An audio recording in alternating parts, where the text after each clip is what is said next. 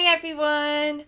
Welcome to my channel where I come on here to share with you my passion for all things beauty. So today I am going to be creating a look using products that I regret purchasing. Yes, these are products that I do not like, and I'm going to use them to create a look today. Now, before we get into the video, I do want to make sure that I emphasize that if there are any products that I talk about today that you actually love and enjoy and they work for you, then you know what? More power to you. As I've said in numerous videos, we all have different skin types, preferences, sensitivities, and as a result, that means we have different products that we like and don't like. As always, I do welcome you to share in the comments down below your experience with any of the products that I talk about today. Now, without further ado, let's get to it.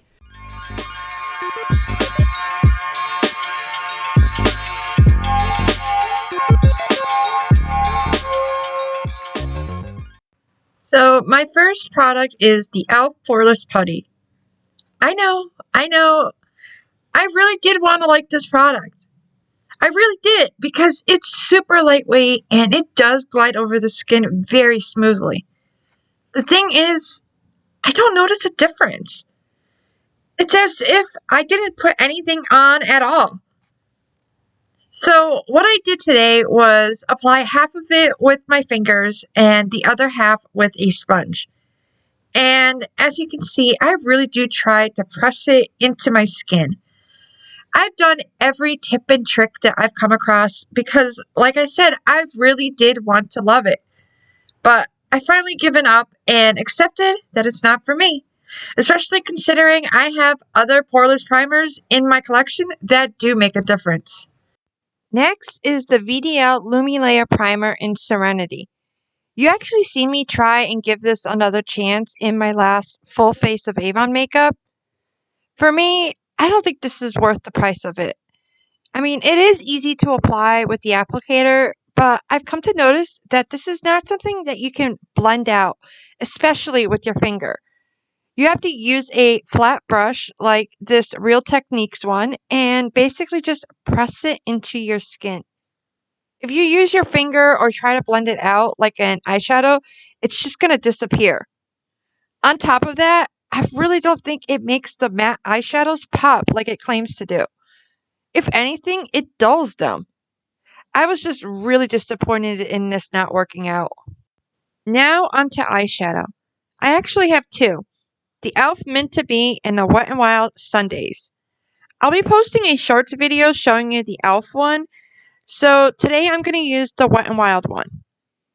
When I first saw these at my local Walmart, the first thought I had was that these looked like the e.l.f. bite-sized palettes. So I decided to pick one up to compare and contrast, ironically. Well, with this one, I noticed that the mattes, when I blended them out, they were patchy, and I've really had to build up the shade.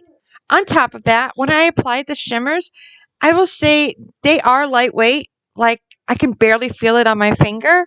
However, it's not very shimmery. It's dull looking.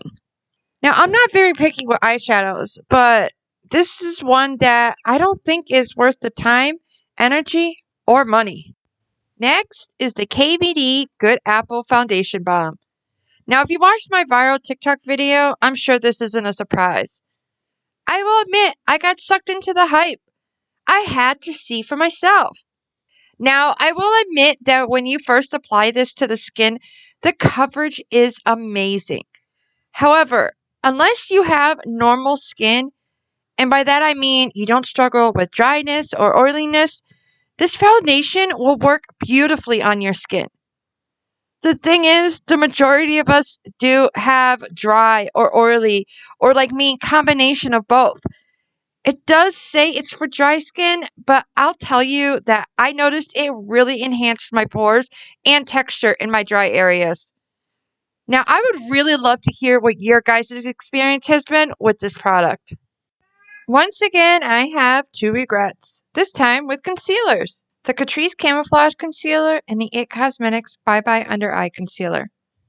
Today I'm going to use IT Cosmetics. This is another product that I really wanted to work. I tried using it a whole bunch of times and applied it different ways, but each time it would really enhance my fine lines and wrinkles. Now this is a thicker cream texture, and I will admit it is full coverage.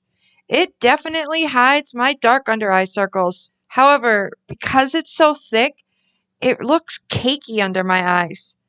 I really wished it didn't settle into my fine lines and wrinkles because this would have been a favorite of mine. Next is Avon's Magic Dust Finishing Powder. This is another product that for some reason did not do what it said. I really was hoping this was going to work because I wanted to use this as my finishing powder in the summertime, as it's supposed to help blur pores and help with oil control while giving you a natural, soft, matte glow. Now, the main and really the only reason I have issues with this product is that it enhances my pores. Now, if you don't struggle with pores, then you probably will enjoy this product. It's super lightweight, and other than enhancing my pores, it is really beautiful on the skin. Now I'm going to put on the rest of my makeup before we move on.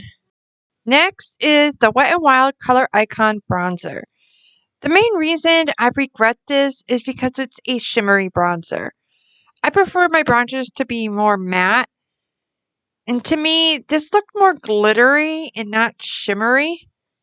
Another thing is I did have to build up the shade, but I will say it glided on the skin smoothly and it didn't enhance my pores. It's just not my type of bronzer. The last item for today is the Hourglass Vanish Flash Highlighter. And that is exactly what it does once you start blending it out. It vanishes. I've tried different ways in applying it, and the best way I found is applying it right from the stick and then tapping it into the skin with your finger. As you can see, it disappears. It doesn't even give you a glow from within look. It just vanishes.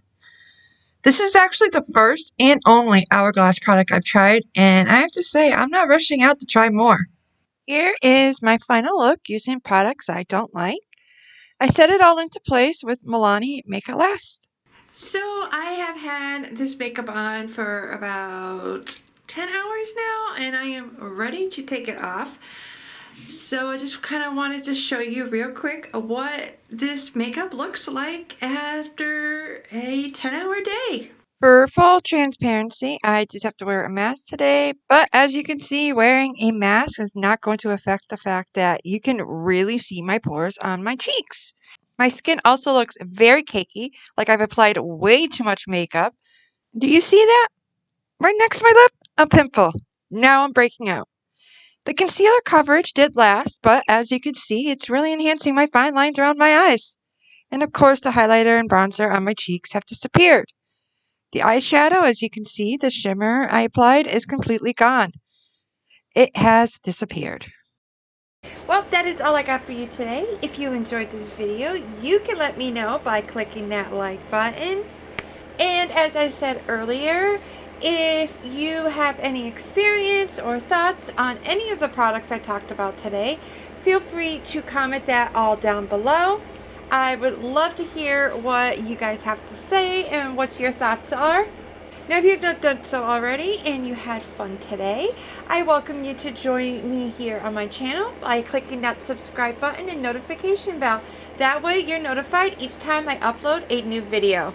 Thank you so much for watching. I hope you have a wonderful rest of your day. Until next time, remember, be kind to yourself and to others. Bye!